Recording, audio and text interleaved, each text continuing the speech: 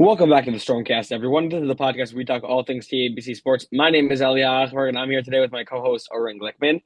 But first, we want to thank our sponsor today, Hustle and Heart. Hustle and Heart Sports. Hustle and Heart Sports is an elite athletic company designed to encourage and support athletes in reaching their goals.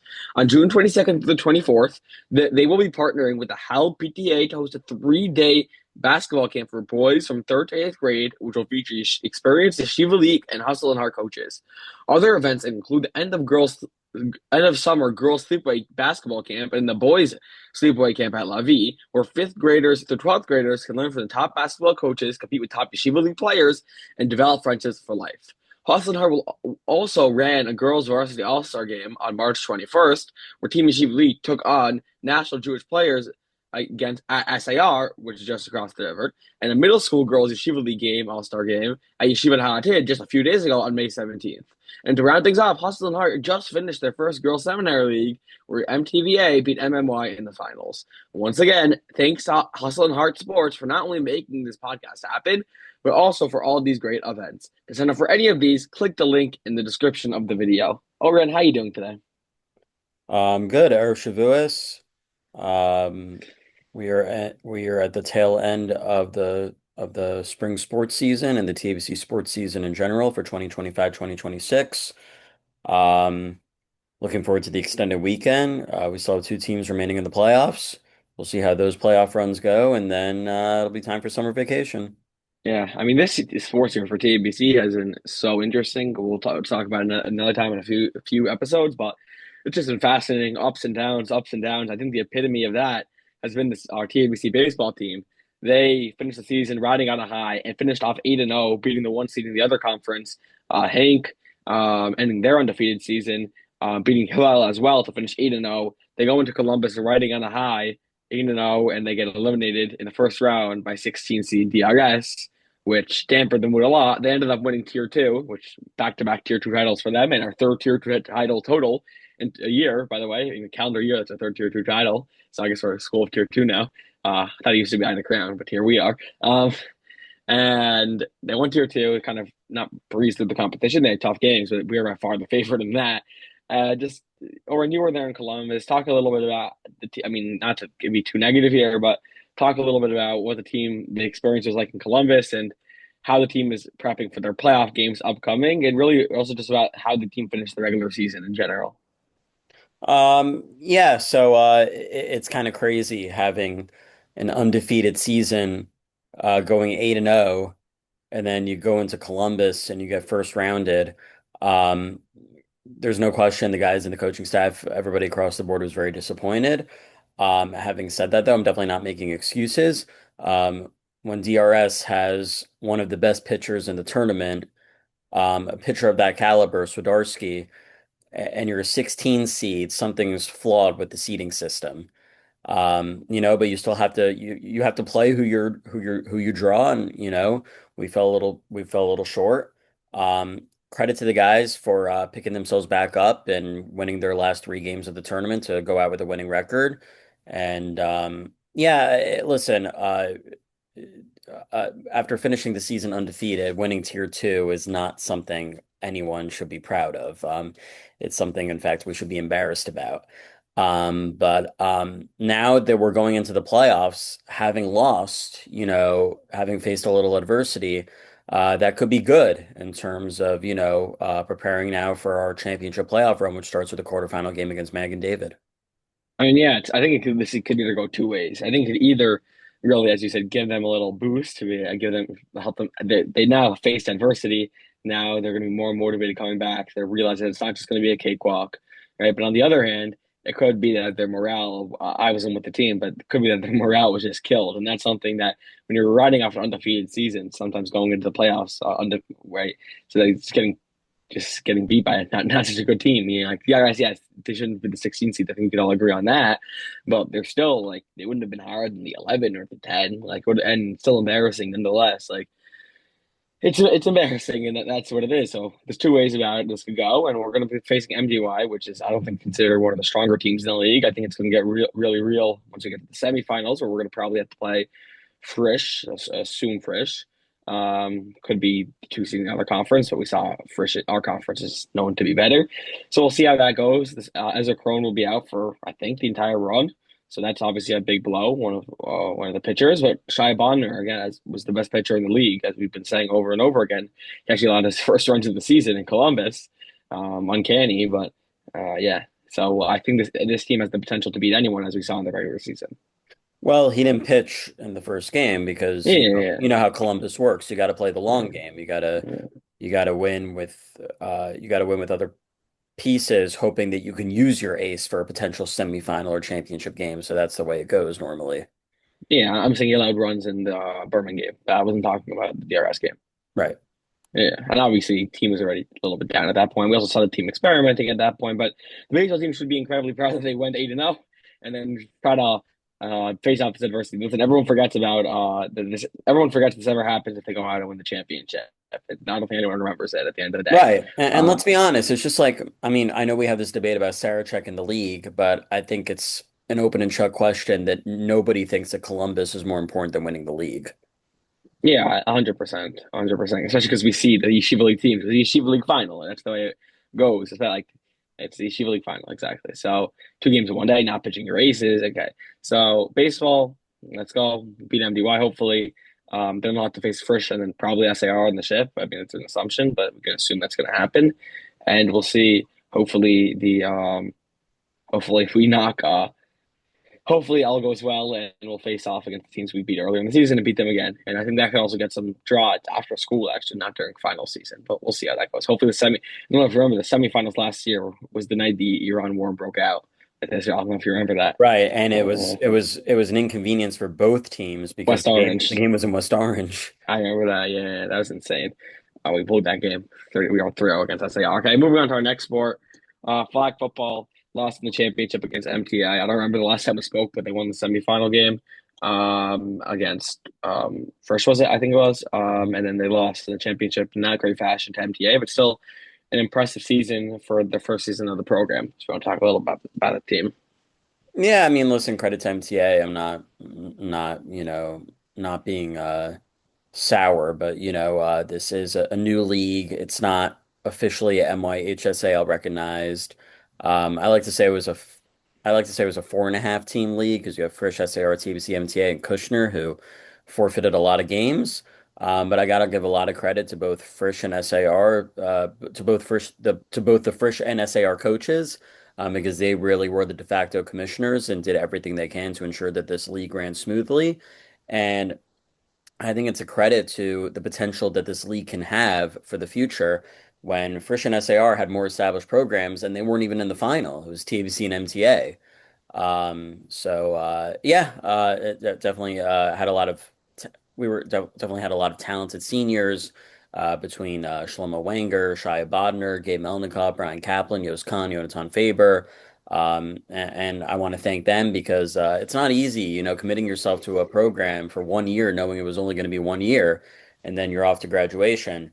Um, but even though this is not officially MYHSAL recognized, I see a lot of potential with this league, and we'll see what the future holds. And maybe next year, with it not overlapping with Sarachek, we'll possibly go to Atlanta. Exciting. So good stuff. I guess moving on to we're starting off on a bad note, I guess. Moving on to volleyball. Good thing Joseph Goldberg's not here. They got swept last night in the semifinals, then straight sets against North Shore. 7-1 of the regular season, and just North Shore was too good for them, I guess. I mean, 3 seasons of volleyball, 1 quarterfinal, 2 semifinals. So I think it's considered pretty impressive in the first 3 years of a program. But now we'll be entering a new stage of the program without Joseph Goldberg. Yeah, And Gabe Melnikov and Aiden Addy. yeah, just I'm Um, saying, yeah, obviously, Yeah, obviously. listen, I think they have nothing to be ashamed of. The fact that they won their conference for the first 30 years of program, winning your conference is mightily impressive. If you ask me, hosting a semifinal game is impressive. Their coach, their initial coach, resigned less than 2 weeks into when the season was supposed to begin, and the fact that they were able to regroup and still make it this far is commendable.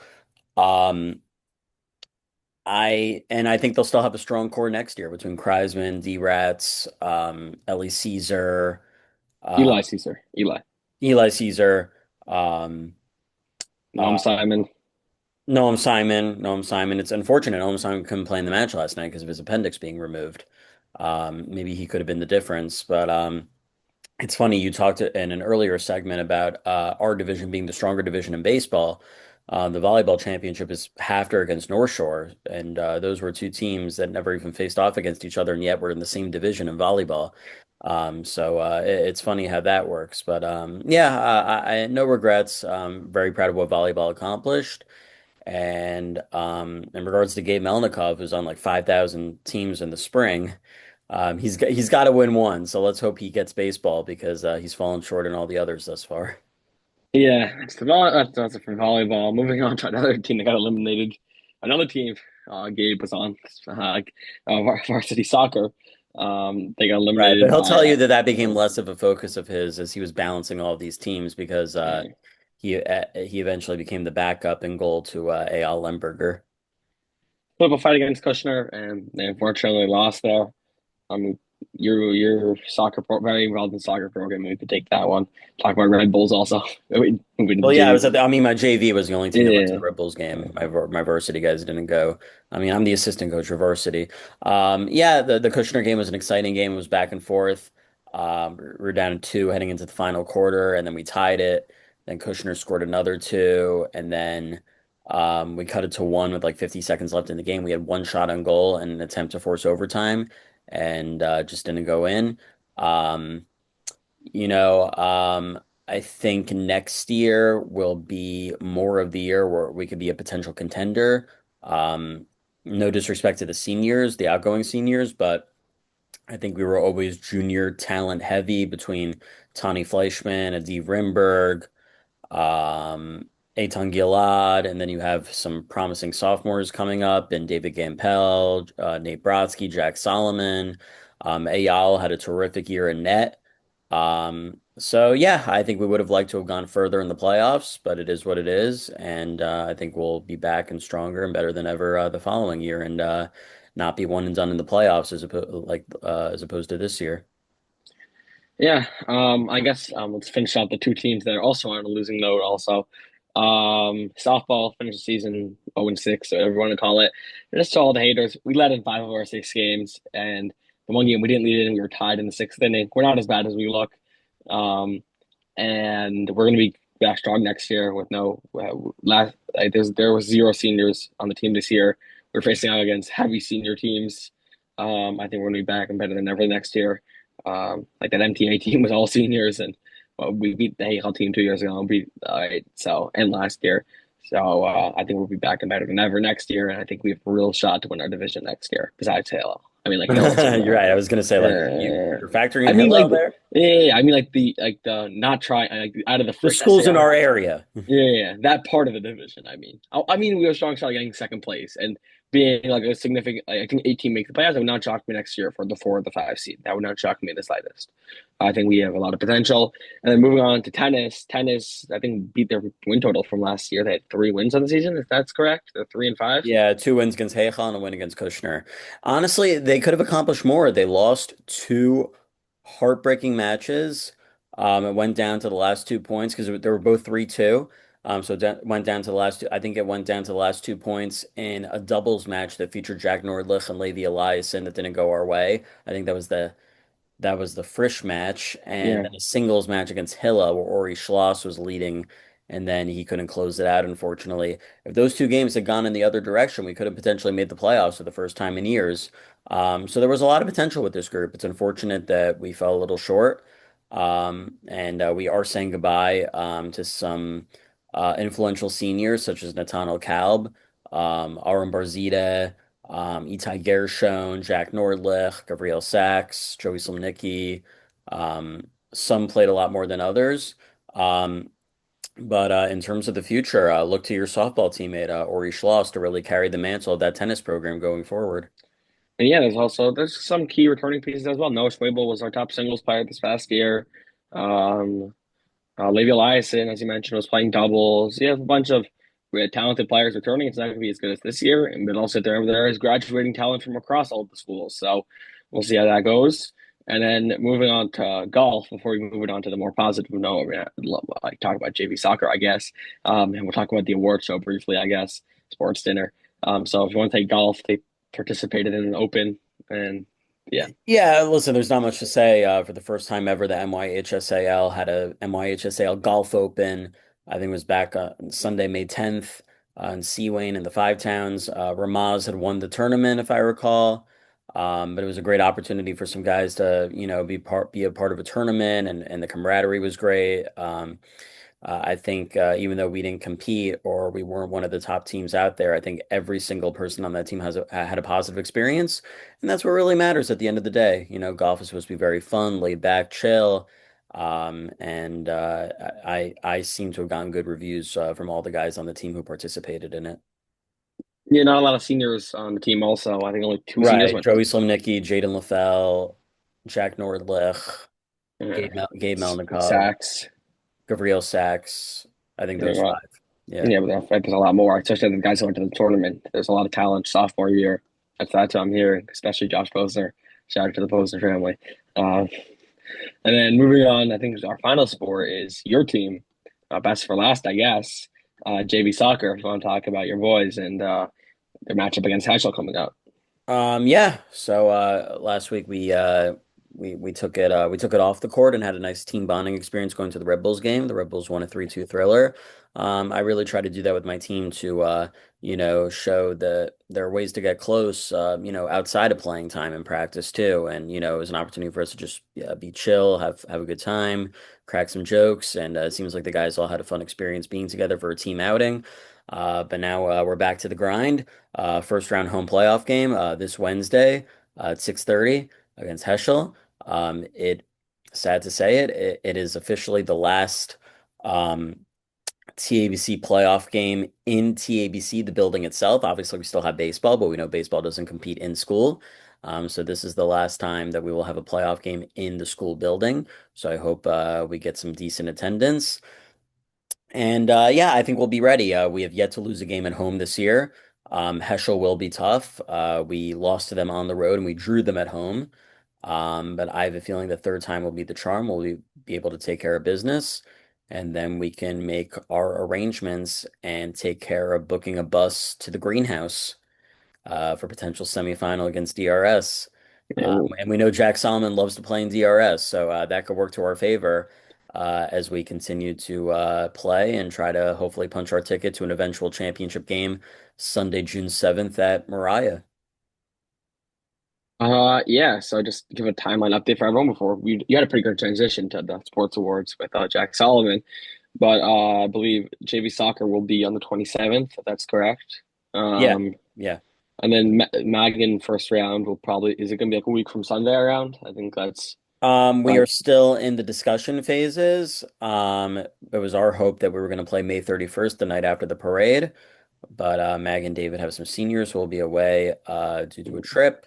So it's probably going to be June 5th or June 7th, possibly.